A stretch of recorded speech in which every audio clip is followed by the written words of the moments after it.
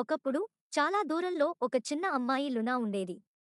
లునా ఒక ముచ్చటైన గుడిసెలో మంత్రాల అరణ్యానికి అంచున నివసించేది. ఆ అరణ్యం మాంత్రికంగా ఉండి అక్కడ జంతువులు మాట్లాడేవి, చెట్లు రహస్యాలను ఊదేవి, ప్రతి పువ్వు తమదైన ప్రత్యేక గీతం పాడేది. ఒక అందమైన ఉదయం లునా సాహసయాత్ర చేయాలని నిర్ణయించుకుంది. ఆమె తన ఇష్టమైన శాండ్విచ్లు, నమ్మకమైన కాంపస్ మరియు ఆమె ఎక్స్‌ప్లోరర్ టోపీ ప్యాక్ చేసుకుంది.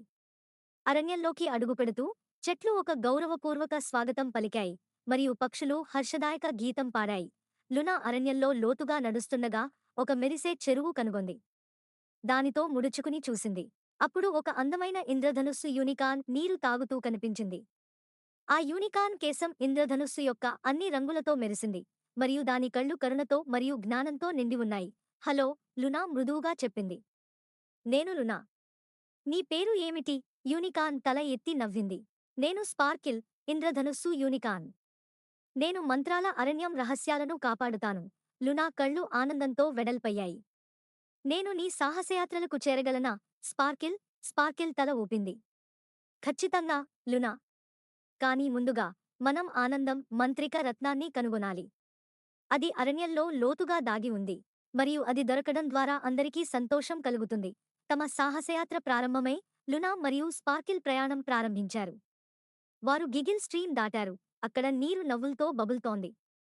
వారు విస్పరింగ్ మౌంటైన్ ఎక్కారు. అక్కడ గాలి పూర్వకాలపు కథలు చెప్పింది. మార్గంలో వారు చాలామంది స్నేహితులను కలుసుకున్నారు. ఒలివర్, జ్ఞానవంతమైన ప్యాటమ్ గుడ్లగూబ, బెల్లా, ధైర్యవంతమైన బన్నీ, మరియు మ్యాక్స్, చిలిపి ఎలుక. దీర్ఘ ప్రయాణం తరువాత వారు అద్భుత గుహను చేరుకున్నారు. లోపల గోడలు క్రిస్టల్స్తో మెరిసిపోయాయి మరియు మధ్యలో వారు ఆనందం మంత్రిక రత్నాన్ని కనుగొన్నారు. అది ఒక మృదువైన బంగారు కాంతితో మెరిసింది.